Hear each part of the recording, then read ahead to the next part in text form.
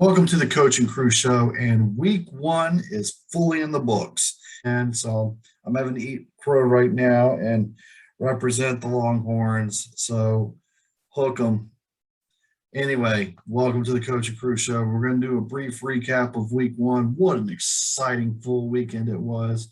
We just had games starting on Wednesday. Most started picking up on Thursday and through Labor Day Monday weekend. Unfortunately, there were some bad things as well. So let's talk about some of the major injuries real quick. Alabama lost one of their linebackers. You can insert the joke of they have 30 others to replace him with, but still Chris Allen gone for the season. Ronnie Bell, wide receiver for Michigan, he was going to be a big part of their offense, and he's gone for the season. And then probably the biggest impact, a All-American running back from Minnesota, Muhammad Ibrahim, he's gone for the season. Those are tough losses, and Minnesota was holding their own versus Ohio State until that happened. So that's too bad, but it's all part of the game. Also, our first exit of coaching happened. Randy Edsall yesterday for UConn announced his retirement today. The University of Connecticut said, we'll go ahead and process those paperwork immediately. So Randy Edsall is out at UConn after 2 games, 17 years, but 2 games here. Game of the week this weekend had to be Sunday night. Notre Dame, Florida State. Notre Dame got a late back and forth game. You thought they were going to blow them out early. Florida State couldn't even blind. There was no offensive line, it seemed like, the entire night. And yet they would score big play after big play after big play and keep them in it. Second half come around, and Notre Dame's now all of a sudden up by 18. And you're like, this is over. Fluke situation, and McKenzie Milton comes in. And Milton mania has begun.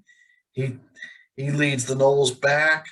They tie the game, goes into overtime, and then whoop, missed field goal, and Notre Dame can clinch on that. 41-38, Notre Dame wins. Wow, what a dramatic game. What an exciting back and forth game. Lots of drama. What a great game regardless. Notre Dame pulled out at the end, 41-38. They're 1-0. Florida State, tough loss. I swear. I mean, I feel like Florida State can't beat Notre Dame. I still have visions of 1993 stuck in my head. Anyway, let's move on to our game balls for the week. Week one game balls, and we're going to start at the quarterback position with one of the best games of the weekend. Dorian Thompson Robinson, DTR for UCLA, 260 yards passing and 3 TDs in the win over LSU. At running back, by far, probably the performance of the weekend by an individual. Thursday night, Kenneth Walker, Michigan State running back. I believe it was on his very first touch of the game. He went 70-some yards as well to the house. He had 264 yards rushing and 4 touchdowns for the Spartan Nation. At wide receiver, yes, it might have come up short on the losing end, but back to the UCLA game, Kayshon Boutte for the wide receiver and possible All-American for LSU kept the Tigers in the game as long as possible. 9 receptions, 138 yards, and 3 scores. On the defensive side, let's stay in the SEC. Jalen Catalon, a possible All-American safety for Arkansas. 11 tackles, 1 tackle for a loss, and 2 interceptions for the Razorbacks. Special teams player of the week. Once again, we have to stay in the SEC. Will Richard, the kicker for Alabama. Yes, he had 5 extra points. Yes, he had 3 field goals. Yes, he had 7 kickoffs. But here's the part that was most impressive. All 7 of his kickoffs were touchbacks. And that takes us to the team of the week. It has to be the UCLA Bruins with their sissy color blue jerseys, as Ed Orgeron said, "Go Tigers." And they pulled out the victory over LSU, so congratulations to the UCLA Bruins. And the moment everybody's been waiting for, hot off the presses, here is the Coach and Crew Show Top 25 for Week 2.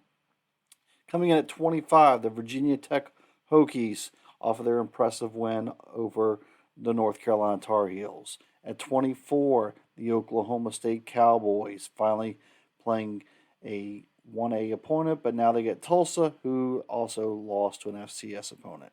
23, Arizona State. 22, Kentucky with a forward pass. 21 is the North Carolina State Wolfpack. Coming in at 20, getting ready for the Holy War, is the Utah Utes. At 19, yes, they lost, but they're still good enough to make our top 25, the Wisconsin Badgers. At 18, the Auburn Tigers. They learned what a tight end looks like. At 17, Shants up, Coastal Carolina. 16, Florida Gators coming in. Starting off our top 15, there it is again, the Sissy Blue, UCLA Bruins. Hot off their 2 wins, they get what's called an improvement week. Most people call it a bye week.